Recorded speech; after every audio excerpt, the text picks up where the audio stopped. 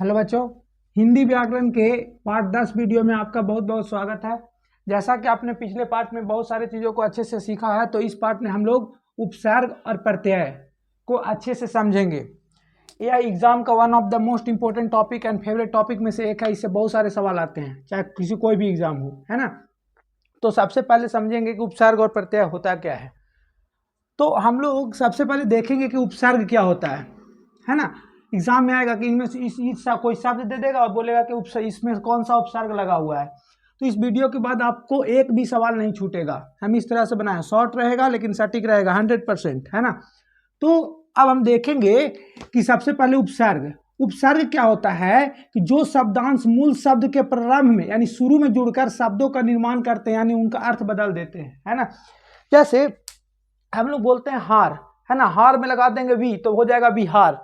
तो यानी कि जो बिहार शब्द बना है, हार में क्या लगा दिए हैं, वी, है ना। तो बिहार मतलब घूमना फिरना होता है, तो ये बन जाता है बिहार। यानी कि यह जो वी है ना, वी को क्या कहेंगे, उपसर्ग। क्या कहेंगे, उपसर्ग। उसी तरह से आपको अगले एग्जाम्पल में समझ में आएगा। जैसे बेईमान शब्द एग्जाम में दे देगा कि बेईमान शब्द में कौन सा उपसर्ग लगा हुआ है।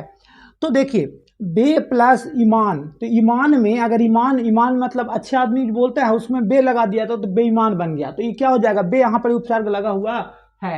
यानी कि ईमान के पहले एक शब्द जुड़ा हुआ है और इसका अर्थ क्या कर दे रहा है, चेंज कर दे रहा है। इसी को हम लोग क्या कहते हैं, उपसर्ग कहते हैं। तो आगे बहुत है जो इंपॉर्टेंट है। इसके अलावा आपको कुछ भी एग्जाम में नहीं देखने को मिलेगा, जो भी मिलेगा इसी के अंदर से मिलेगा, है ना। जैसे देखिए दिया है, दुर्भाग में कोची होगा, दुर्गम में कोची होगा, दुर्जन में कोची होगा, दुर्बल में कोची होगा।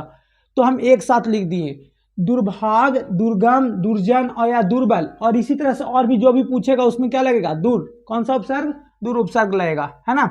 ध्यानपूर्वक समझते रहिए। उसके बाद आता है कि निर्गुण, निर्दोष, निर्जन, निर्बल, है ना। एग्जाम में आ जाएगा, जैसे कोई भी एग्जाम में हो चाहे कुछ भी, उसमें आ जाएगा निर्बल में कौन सा उपसर्ग लगा हुआ है। तो निर्बल में नीर जोड़ बल, निर्बल किससे बना है, तो नीर जोड़ बल, है ना, जिसमें कोई बल ना हो, है ना। निर्गुण जिसमें कोई गुण ना हो, निर्दोष मतलब कोई दोष ना हो, है ना, तो नीर हो गया। उसी तरह से उल्लंघन, उत्थान, उत्कर्ष, उत्पीड़न, उन्नति, उच्चारण, उद्घाटन, है ना, इसमें कौन सा उपसर्ग लगा हुआ है, उपसर्ग लगा हुआ है। जैसा कि आप लोग यहां तक समझे, आगे है संवेग, संयोग, संगम, संभव, सम्मान, संतोष। देखिए इसमें लगा हुआ सम उपसर्ग। कौन सा उपसर्ग, सम उपसर्ग। देखिए जो भी आपको ये बिंदु वाला मिलेगा ना, जिसको हम लोग बोलते हैं, है ना, अनुस्वार जो भी वो है ना बिंदु वाला, उसको हम लोग बोलते हैं, उसमें हम अधिकतर में क्या लगता है, सम उपसर्ग लगता है ना।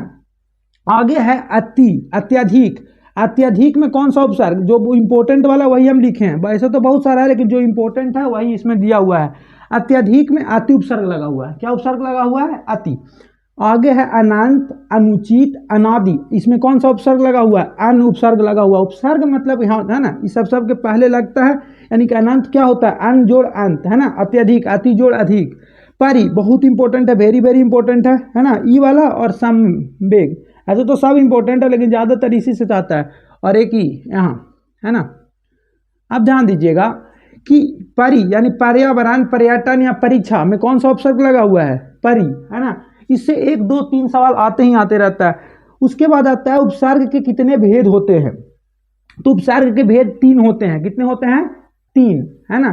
तत्सम, तद्भव और आगत। तत्सम उपसर्ग या संस्कृत उपसर्ग बोल सकते हैं, तद्भव या हिंदी उपसर्ग, सॉरी यहाँ पर प्रत्यय लिखा हुआ है, यहाँ पर उपसर्ग कर देते हैं, है ना, उपसर्ग। और आगत, है ना, आगत उपसर्ग। तो उपसर्ग को समझने के बाद एक और है जिसका नाम है प्रत्यय।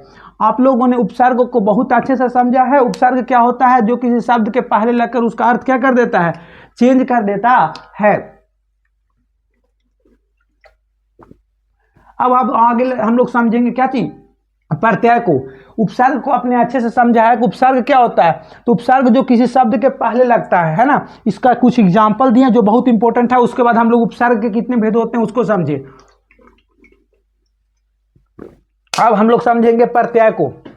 तो प्रत्यय क्या होता है, तो प्रत्यय होता है जो शब्दांश किसी शब्द के अंत में लगता है। कहां लगता है, अंत में। ऐसे याद रखिएगा, उपसर्ग पहले आता है ना, उपसर्ग पहले और प्रत्यय बाद में, प्रत्यय बाद में। इसको इंग्लिश में सफिक्स बोलते हैं। क्या बोलते हैं? सफिक्स। और इसको बोलते हैं प्रीफिक्स। अगर अंग्रेजी मीडियम से है तो आप लोग, लेकिन हिंदी व्याकरण में अंग्रेजी का कोई काम नहीं होता है ना। प्रीफिक्स और सफिक्स, जो शब्दांश किसी शब्द के कहाँ लगते हैं? अंत में लगते हैं। अंत मतलब अंत में। जैसे आप लोग ऐसे याद रखिए, कोई शब्द है, जैसे मान लीजिए फूफा है, तो उसमें लग गया एरा, तो बन गया क्या चीज? फुफेरा। क्या लग गया? फुफेरा, है ना। उसी तरह से मामा है, उसमें लग गया एरा, तो बन गया ममेरा, है ना। लड़ में बन गया आई, तो लड़ाई, है ना। बड़ में लग गया आई, तो हो जाएगा बड़ाई, है ना। चतुर में लग गया ता, तो चतुरता। सज में लग गया आवट, तो सजावट। दर्शन में लग गया ये, तो हो गया दर्शनीय। पढ़ना में लग गया आकू, तो हो गया पढ़ाकू। झगड़ा में लग गया आलू, तो हो गया झगड़ालू। यानी कि जो भी शब्द लगेगा वो अंत में लगेगा। एग्जाम में आपको देगा झगड़ालू में कौन सा, तो आप थोड़ा तोड़ के देखिएगा, झगड़ा प्लस आलू, झगड़ा प्लस आलू, झगड़ालू। इसमें आप लोग थोड़ा सा ध्यान से रख सकते हैं। इसमें आप लोग जब संधि विच्छेद पढ़िएगा, क्या चीज? संधि विच्छेद, तो इस चैप्टर को और अच्छे से डिटेल कर लीजिएगा, क्योंकि अधिकतर को हम लोग को संधि विच्छेद करना पड़ता है, यानी तोड़ना पड़ता है। जैसे स्वागत, तो सुजोड़ आगत, सुजोड़ आगत। तो इसमें हम जो इंपॉर्टेंट वाला था एग्जाम्पल दिए हैं। आप अगले जो पार्ट आएगा जब संधि विच्छेद पढ़ाएंगे, उसमें आप लोग बहुत अच्छे सीखेंगे। जैसे बहुत सारा पूछता है, उससे रिलेटेड ही चैप्टर है। उसी तरह से आप पढ़ना, तो पढ़ना प्लस आकू हो गया पढ़ाकू। तो आगे है कि इसका वर्गीकरण। तो याद रखिएगा, प्रत्यय का जो वर्गीकरण होता है, प्रत्यय का क्या होता है? वर्गीकरण। प्रत्यय का वर्गीकरण दो प्रकार से होता है, यानी दो आधार पर होता है, प्रकृति के आधार पर और स्रोत के आधार पर। प्रकृति के आधार पर और किसके आधार पर? स्रोत के आधार पर। प्रकृति के आधार पर कृत प्रत्यय है और तद्धित प्रत्यय, यानी प्रकृति के आधार पर दो होते हैं और स्रोत के आधार पर तीन। तो कृत प्रत्यय और तद्धित प्रत्यय बहुत इंपॉर्टेंट हो, जो एग्जाम में पूछा जाता है ना।